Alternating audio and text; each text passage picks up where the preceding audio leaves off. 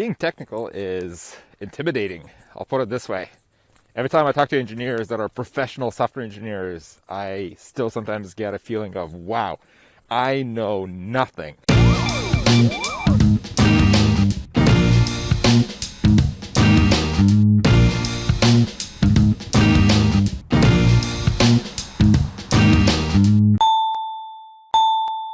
Like, I literally don't know anything. So there's a question that's being asked quite a bit, and that is, if I'm a program manager, do I need to be technical? Which, a fair question to ask. We're all in tech, or folks that are trying to break into tech, and not everyone is, as good at things like algos, and, honestly, I myself am not that good at those. I have to keep a book as a reference, and my best tool in my toolbox is really Stack Overflow and just being able to look up the right answer online. So the very unsatisfying answer to this question is, it depends. It really does depend on which company, which team you're joining, whether it's a startup where they need a co-founder that is very technical and that will contribute to the code while doing product management stuff, or is this a team that's already established and they have dedicated folks that are dealing with product management or the engineering task, and they need somebody that's specialized in, managing the vision and priorities for a product.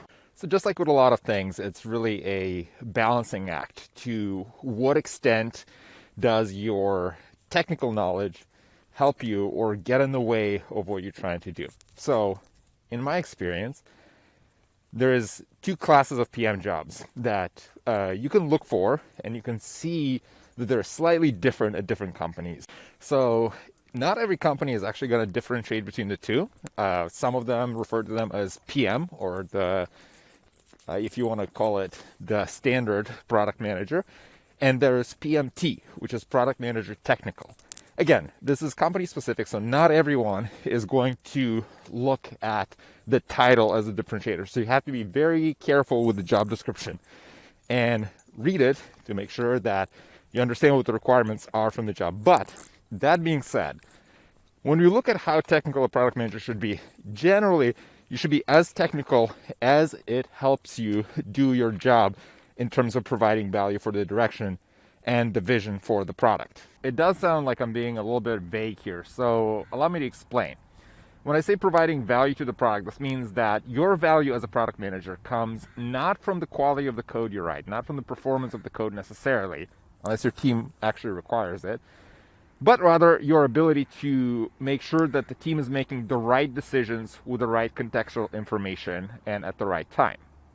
So I do consider myself to be pretty technical, but I don't write production code for my team. What I do is I build tools that allow me to get better insights from the data that my team is using. I build automation tools. I build some of the tools that unlock scenarios that my team is trying to do for the product, but it's not necessarily the product itself.